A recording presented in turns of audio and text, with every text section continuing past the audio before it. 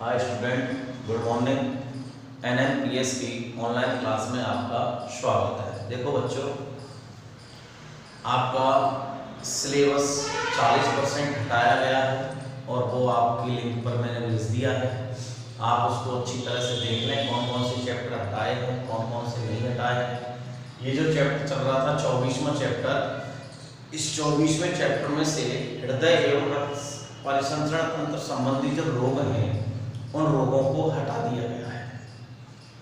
Previous class में हमने आपको हृदय की बाह्य संरचना के बारे में एक्सप्लेन कराया था, हृदय के बारे में बताया था। हृदय एक पेशीय पंप है जो कि ब्लड पंपिंग का कार्य करता है।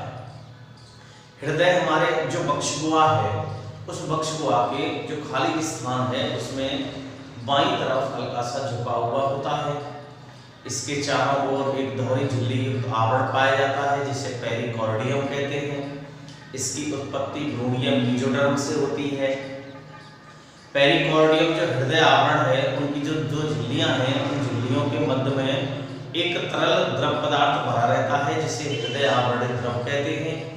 यह हृदय को नम बनाए रखता है। इसके अलावा हृदय स्पंदन के समय जो घर्षण होता है उससे हमारे हृदय की सुरक्षा करने का कार्य करता है। हृदय की भित्ति की अगर हम बात करें तो हृदय की भित्ति में 3 स्तर पाए जाते हैं। एपिकार्डियम नंबर 1,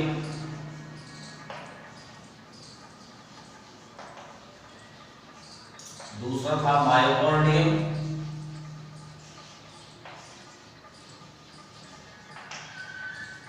और तीसरा स्तर होता है एंडोकार्डियम।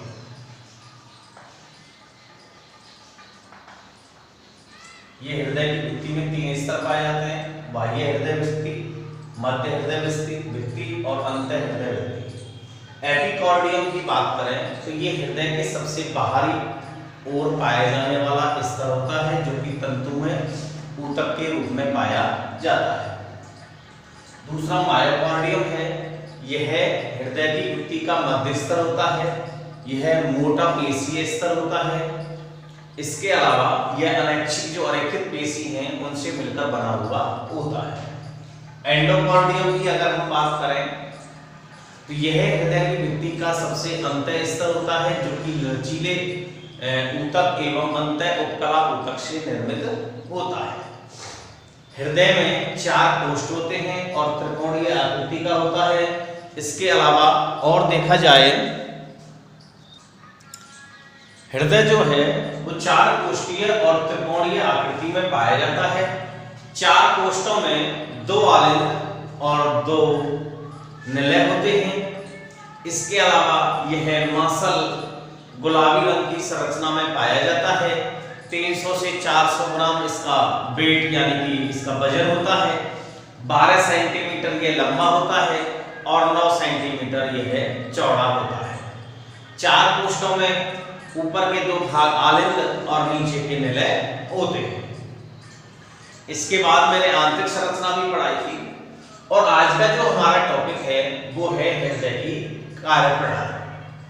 बीच में मैं आपको एक और खुशखबरी देना चाहता हूं कि राजस्थान सरकार ने आपके 2 नवंबर से स्कूल खोलने का प्रस्ताव रखा है। वो भी केवल जो बोर्ड की परीक्षाएं हैं, बोर्ड की क्लास है 10वीं और 12वीं, उसके बारे में प्रस्ताव रखा है। इसके अलावा हृदय की जो कार्यप्रणाली है, हृदय मैंने पहले भी बताया कि एक पेशीय पंप है जो कि ब्लड पंपिंग यानी शरीर के लिए ब्लड पंपिंग करने का कार्य करता है। हृदय जो है यह अशुद्ध रक्त को फेफड़ों में शुद्ध होने के लिए भेजता है।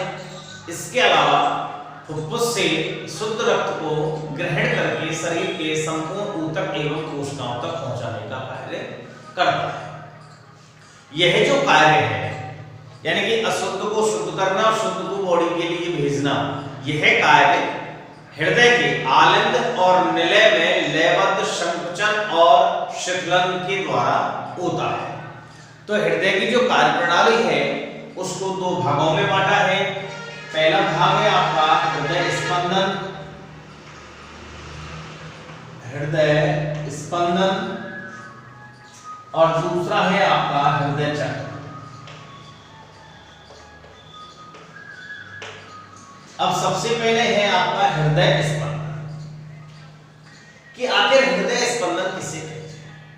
तो हृदय का लयबद्ध संकुचन हृदय स्पंदन कहलाता है। लयबद्ध संकुचन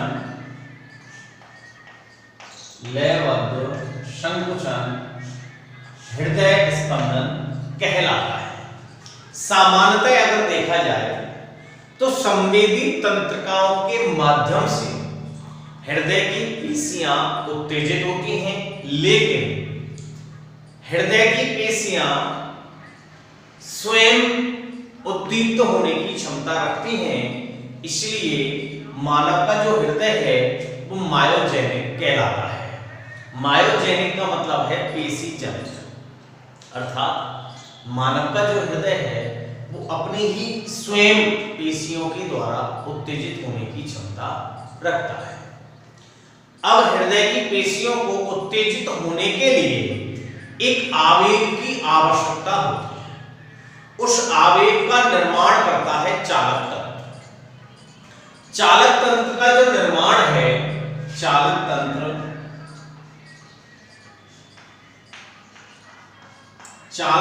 का निर्माण ऐसे node AB node, हिस्के bundle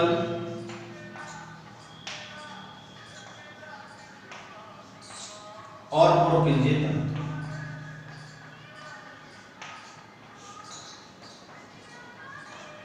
in सब के द्वारा चालक तंत्र का निर्माण होता है। और ये चालक तंत्र हृदय की पेशियों को उत्तेजित करने के लिए एक आवेग का निर्माण करता है। ऐसे नोड का पूरा नाम है बेटा कोटर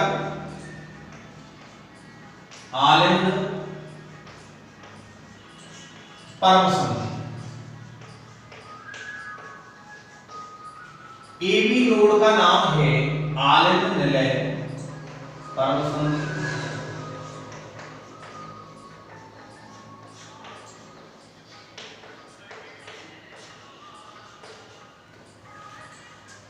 अब सबसे पहले अगर हम देखें तो सबसे पहले है ऐसे नोड और हृदय यानी कि आलिंदों में संकुचन किस प्रकार से होता है, ये सबसे पहली महत्वपूर्ण बात होती है।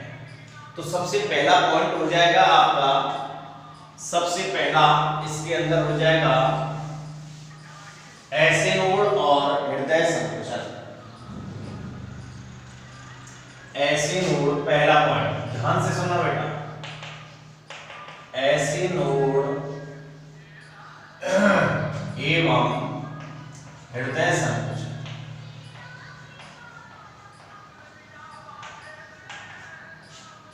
और दूसरा हो जाएगा आपका एबी नोड एवं निलयों में संकुचन। निलयों में संकुचन।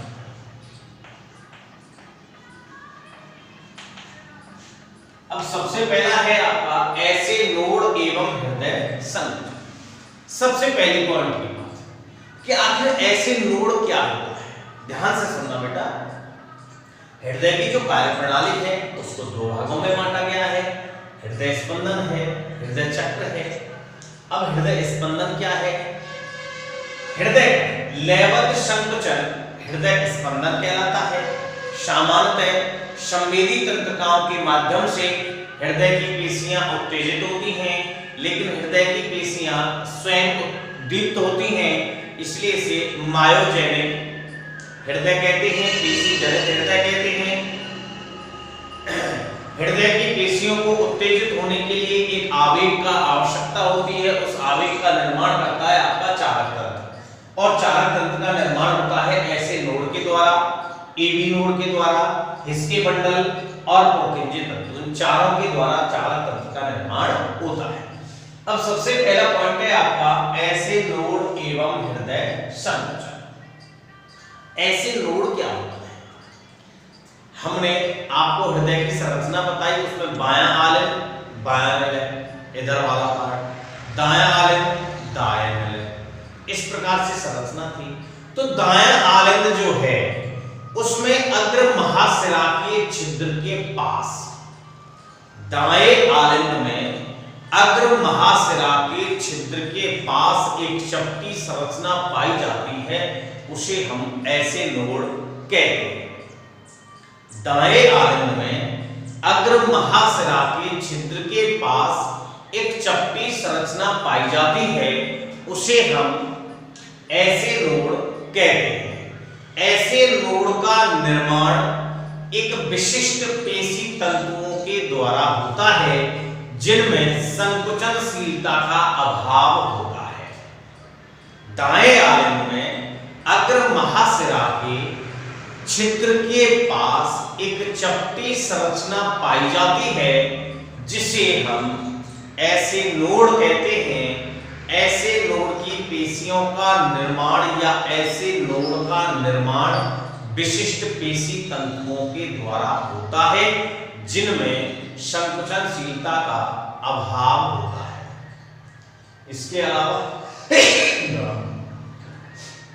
अलावा देखिए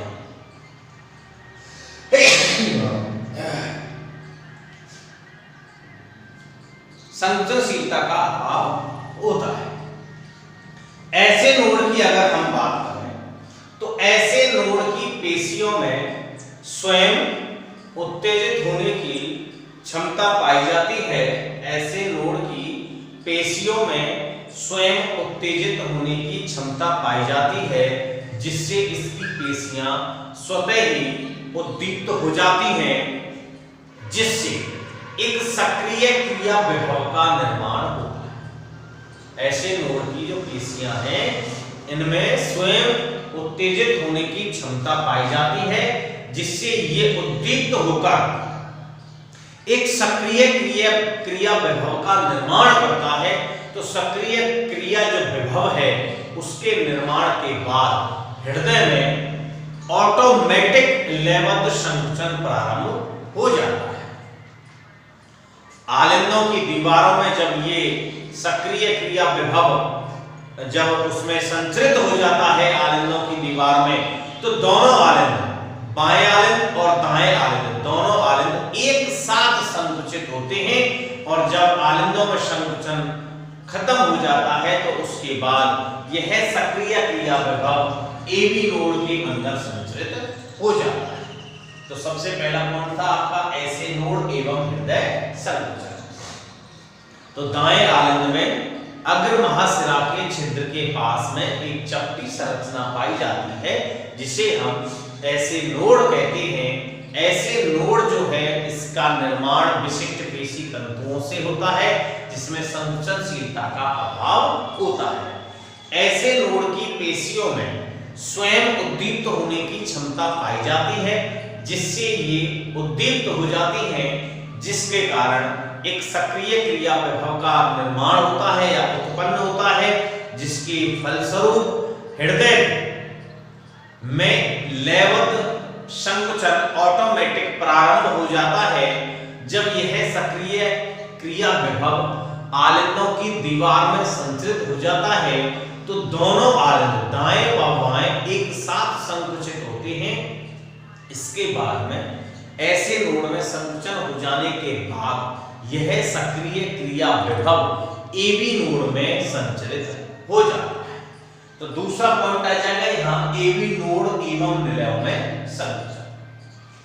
जैसे ऐसे नोड में संकुचन खत्म हो जाता है उसके तुरंत बाद यह सक्रिय क्रिया विभव निलयों की भित्ति में एबी नोड और हिस्के बंडल और पुरकिंजे तंतुओं की सहायता से निलयों की संपूर्ण दीवारों में संचरित हो जाता है। तो निलयों में यह धीमी गति से संचरित होता है। आलिंदों में संकुचन समाप्त होते ही निलयों में संकुचन प्रारंभ हो जाता है। अर्थात ये कह सकते हैं कि ऐसे नोड जो है ये हृदय की जो गति है उसका निर्धारक का कार्य करता है और 1 मिनट में 72 से 80 बार हृदय स्पंदन क्रिया करता है। ये आपका पहला पॉइंट हृदय स्पंदन खत्म हो गया। दूसरा है आपका हृदय चक्र। दूसरा कौन सा है बेटा? हृदय चक्र है। तो एक स्पंदन के प्रारंभ होने से लेकर एक स्पंदन के प्रारंभ होने से लेकर दूसरे स्पंदन के प्रारंभ होने तक हृदय के विभिन्न भागों में होने वाले परिवर्तनों को हृदय चक्र कहते हैं। एक स्पंदन के प्रारंभ होने से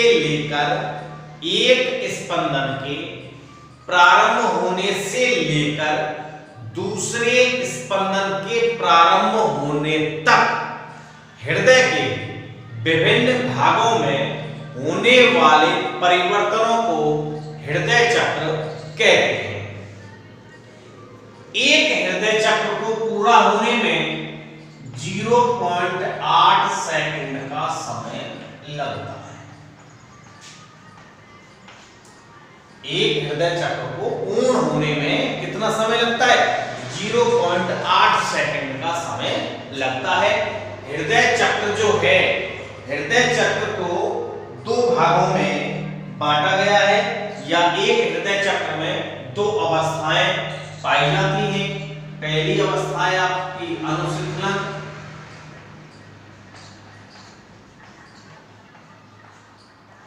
और दूसरी अवस्था है इसमें संकुचन। 2 अवस्थाएं पाई जाती हैं हृदय चक्र में। पहली है अनुशीतलन, दूसरी आपकी संकुचन। सबसे पहले बेटा बच्चों आपको हृदय चक्र समझ में आ गया। एक स्पंदन को प्रारंभ होने से लेकर दूसरे स्पंदन के प्रारंभ होने तक हृदय के विभिन्न भागों में होने वाले परिवर्तनों को हृदय चक्र कहते हैं। एक हृदय चक्र को पूर्ण होने में 0.8 सेकंड का समय लगता है। एक हृदय चक्र की 2 अवस्थाएं होती हैं, पहली है अनुशीतलन और दूसरी है आपकी संकुचन। अब सुनो बेटा कि हृदय के कौन कौन से भाग में कौन कौन से परिवर्तन होते हैं। तो आलिंद और जो निलय है उनके दाब में परिवर्तन, अर्थात महाधमनी जो है, आलिंद है, निलय है, उनके दाब में क्या परिवर्तन होता है, निलयों के आयतन में क्या परिवर्तन होता है, पट एवं कपाटों का खुलना व बंद होना, आलिंद व निलय अर्थात हम ये कह सकते हैं कि हृदय के कोष्ठों का रक्त से भरना एवं खाली होना, ये सभी अंतर्गत किसके आते हैं? ये हृदय के अंदर जो परिवर्तन है उनके अंदर ये सभी परिवर्तन आते हैं। अब इसमें सबसे पहला पॉइंट है आपका अनुशीतलन। किसमें? आलिंदों में। सबसे पहला पॉइंट हो जाएगा बेटा इसमें आलिंदों का, आलिंदों में अनुशीतलन।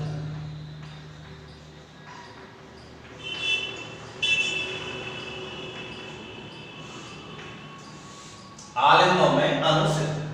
देखो हृदय चक्र के दौरान, हृदय चक्र के दौरान हृदय के आलिंदों में, हृदय के जो आलिंद हैं वो 0.7 सेकंड तक शिथिल अवस्था में रहते हैं।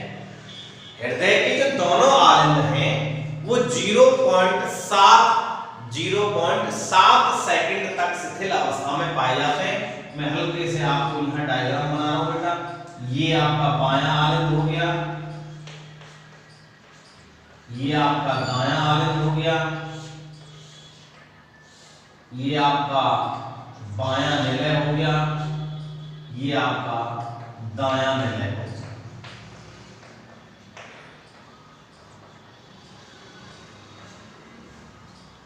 यहां इनके अंदर क्या पाए जाएंगे बेटा?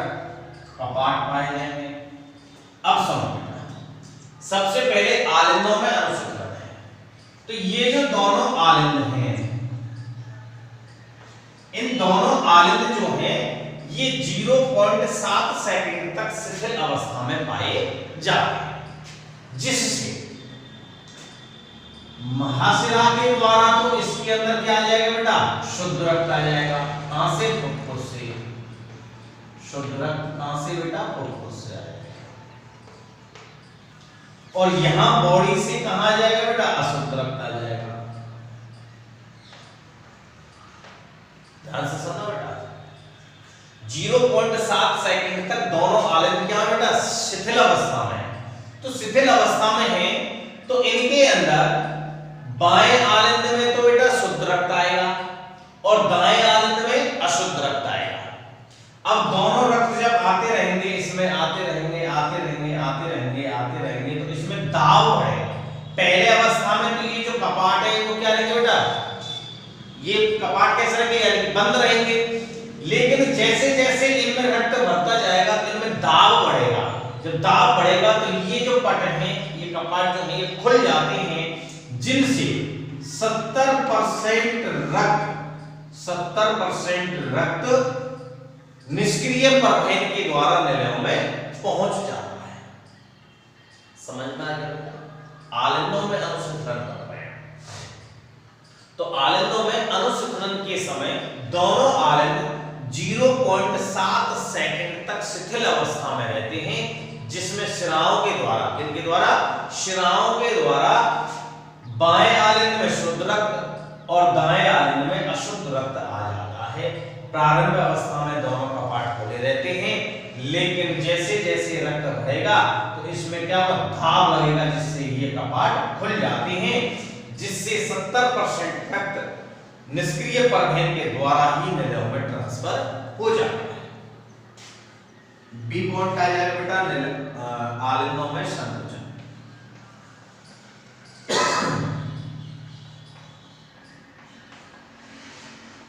आलिंदों में संकुचन।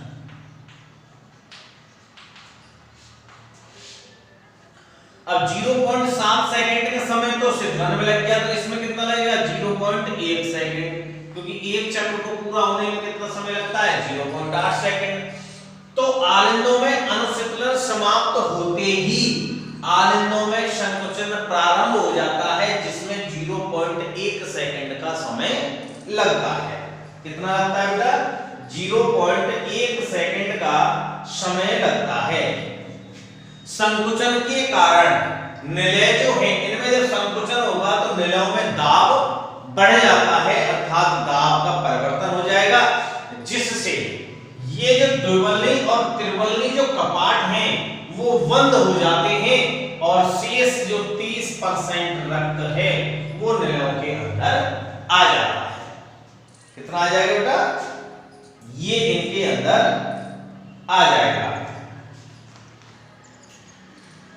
तो हृदय चक्र की इस अवस्था में कितना समय लगेगा बेटा, 1 सेकंड का समय लगेगा।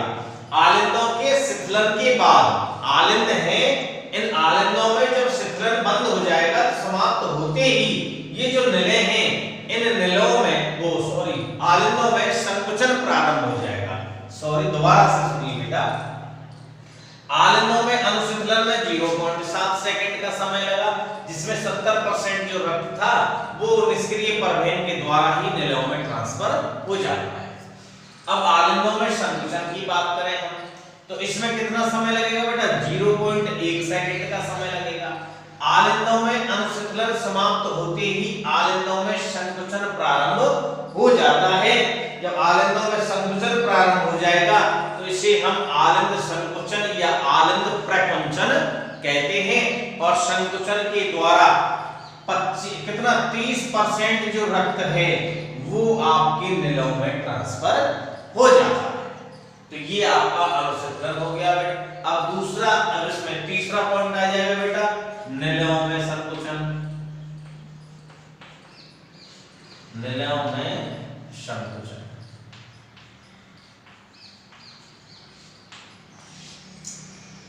आलिंदों में संकुचन के समाप्त होते ही निलयों में संकुचन की क्रिया प्रारंभ हो जाती है, जिसमें 0.3 सेकंड का समय, एक चक्र पूरा हो गया साहब, यही खत्म हो गया है।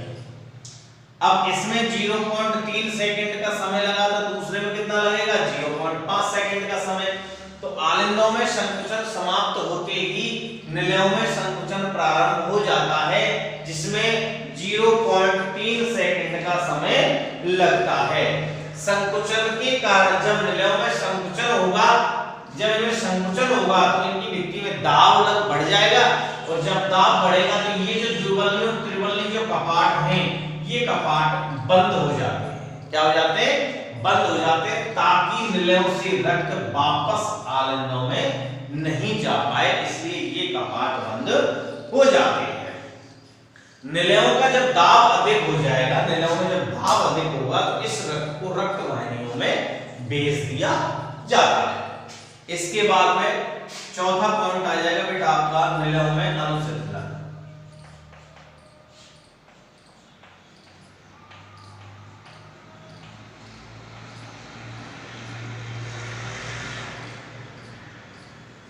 निलयों में अनुसिंचलन, इसमें 0.5 सेकंड का समय लगेगा।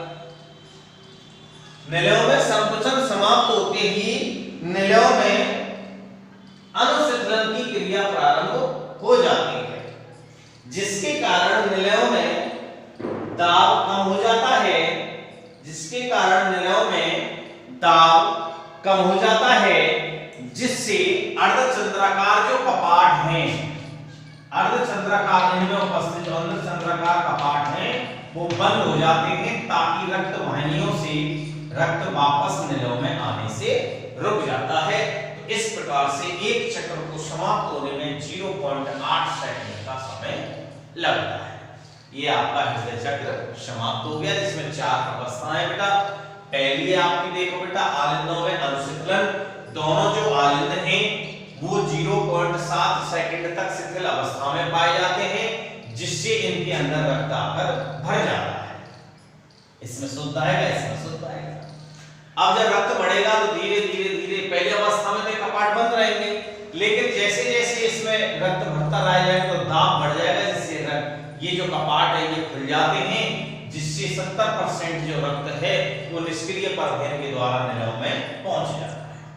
दूसरा अवस्था है इसमें आलिंदों में संकुचन। इसमें 0.1 सेकंड का समय लगता है।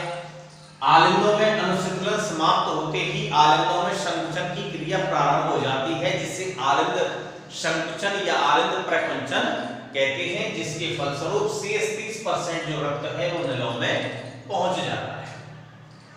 अगला है बेटा निलयों में संकुचन।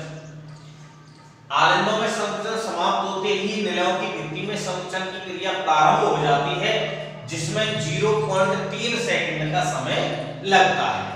अब जब इसमें संकुचन होगा तो इससे दाब बढ़ जाता है। जब दाब बढ़ जाएगा तो ये कपाट वापस से बंद हो जाएंगे, ताकि निलयों से रक्त आलिंद में नहीं जा सके। जब इनमें दाब बढ़ेगा तो बेटा रक्त कहां भेज दिया जाएगा? रक्त वाहिनियों में भेज दिया जाता है।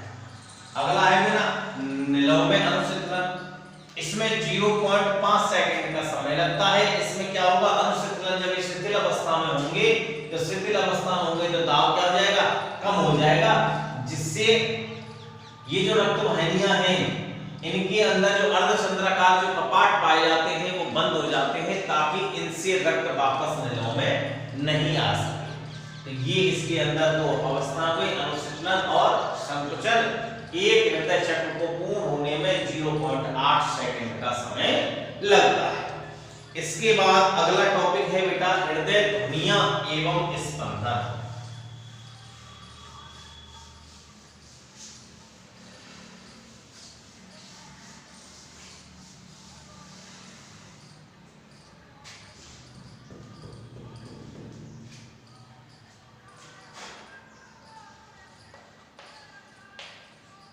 हृदय ध्वनियां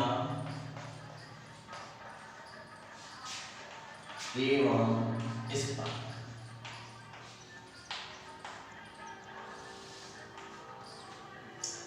हृदय की ध्वनि का मतलब क्या है? तो बेटा हृदय के अंदर पटवा कपाट पाए जाते हैं, जिनके द्वारा हृदय के जो 4 कोष्ठ है वो एक दूसरे से अलग होते हैं।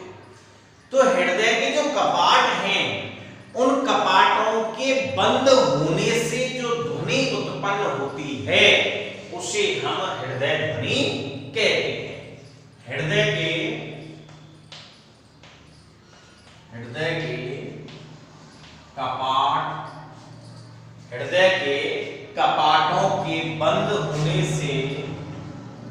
कपाटों के बंद होने से उत्पन्न ध्वनि हृदय ध्वनि कहलाती है।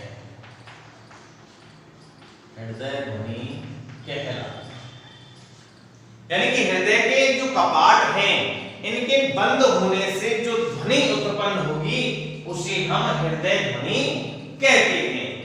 अब आलिंद और निलय, ये आलिंद हो गए और ये आपके निलय हो गए। तो आलिंद और निलय के मध्य में जो त्रिवल्ली और द्विवल्ली कपाट जो होते हैं, इन कपाटों के बंद होने पर लब की ध्वनि उत्पन्न होती है।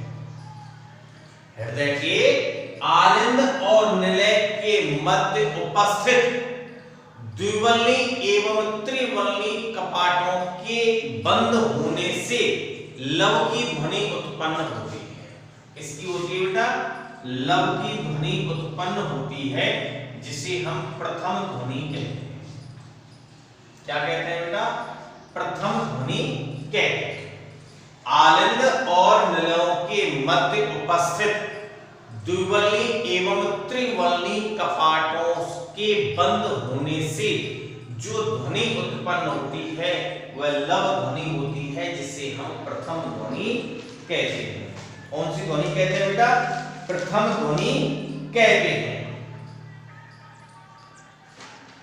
इसके बाद में अगर देखा जाए तो निलयों के शिथिलन, चौथा चरण जो था हृदय चक्र में निलयों में शिथिलन, तो निलयों में शिथिलन के समय जैसे बेटा ये निलय हैं और यहां से ये क्या निकल रही है आपकी, यानी कि जो रक्त वाहिनी है, धमनी वसना है, तो जैसे ये शिथिल अवस्था में होंगे तो ये जो है धमनी का फुफ्फुसीय कांड, इनके अर्धचंद्राकार जो कपाट हैं उनके बंद होने से डब की ध्वनि उत्पन्न होती है। किसकी होती है बेटा? डब की ध्वनि उत्पन्न होती है, जिसको हम द्वितीय ध्वनि कहेंगे। तो हृदय की जो ध्वनि है वो कौन सी हो गई? लब डब, लब डब, लब डब, लब डब, लब डब। तो ये है हृदय की। हृदय की ध्वनि का मतलब क्या है बेटा? कि हृदय के कपाटों के बंद होने से, हृदय के कपाटों के बंद होने से उत्पन्न ध्वनि हृदय ध्वनि कहलाती है। अब इसके अंदर जो ध्वनि है वो है लवडब। अब लवडब कैसे होगा? कि हृदय के जो आलिंद हैं और निलय हैं उनके मध्य में द्विवल्ली और त्रिवल्ली कपाट पाया जाता है। आंतरिक संरचना में बताया था मैंने आपको कि बाएं आलिंद और बाएं निलय के मध्य में तो द्विवल्ली कपाट पाया जाता है, जबकि दाएं आलिंद और दाएं निलय के मध्य में त्रिवल्ली कपाट पाया जाता है। तो आलिंद और निलयों के मध्य में जो द्विवल्ली और त्रिवल्ली कपाट हैं उनके बंद होने से लब की ध्वनि उत्पन्न होती है, जिसे हम प्रथम ध्वनि कहते हैं। दूसरी चीज, जब निलयों में अनुशिथिलन की क्रिया होगी, जब ये फैलेंगे तो क्या होगा? जो धमनी है और फुफ्फुसीय कांड है उनके अंदर जो अर्धचंद्राकार कपाट जो पट हैं उनके बंद होने से डब की ध्वनि उत्पन्न होती है, जिसे हम द्वितीय ध्वनि कहते हैं। दो चीज ध्यान रखिए आप, एक तो द्विवल्ली और त्रिवल्लीय कपाटों के बंद होने से लब की ध्वनि, जिसे प्रथम ध्वनि कहते हैं, और धमनी और फुफ्फुसीय कांड जो है उनके अंदर जब अर्धचंद्राकार पट बंद होंगे तो डब की ध्वनि होगी, जिसे हम द्वितीय ध्वनि कहेंगे। तो हृदय की जो ध्वनि है वो कौन सी हो गई? लब। कौन सी हो गई? लब। तो यहां तक अगर कोई भी टॉपिक आपके समझ में नहीं आया हो तो आप कमेंट्स कर बता सकते हैं। इसके बाद जो अगला टॉपिक आएगा वो आएगा बेटा दोहरा रक्त परिसंचरण तंत्र। मानव के अंदर दोहरा रक्त परिसंचरण तंत्र पाया जाता है, क्योंकि एक चक्र में या एक चक्र को पूर्ण करने में हृदय से जो रक्त है वो दो बार गुजरता है। देखो बेटा ये तो हो गई आपकी बॉडी, और ये हो गया आपके फुफ्फुस। देखो एक चक्र को पूरा करने में रक्त हृदय से 2 बार गुजरेगा। देखिए ये बॉडी हो गई और ये भी बॉडी।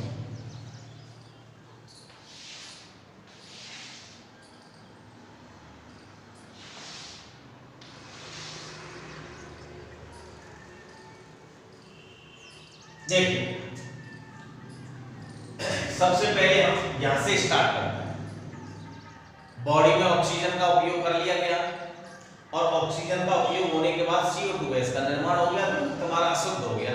तो अशुद्ध रक्त को दाएं आलिंद में, दाएं आलिंद से दाएं निलय में और यहां से शुद्ध होने के लिए कहां चला जाएगा? उसमें। तो एक स्थिति थी होगी। दूसरी स्थिति जो शुद्ध रक्त है वो बाएं आलिंद से निलयों से होते हुए वापस बॉडी में पहुंच गया। तो एक चक्र को पूरा करने में, एक पूरा चक्र हुआ, इस एक चक्र को पूरा करने के लिए इस रक्त को हृदय से 2 बार गुजरना पड़ा। एक तो शुद्ध गुजरा, दूसरा अशुद्ध गुजरा।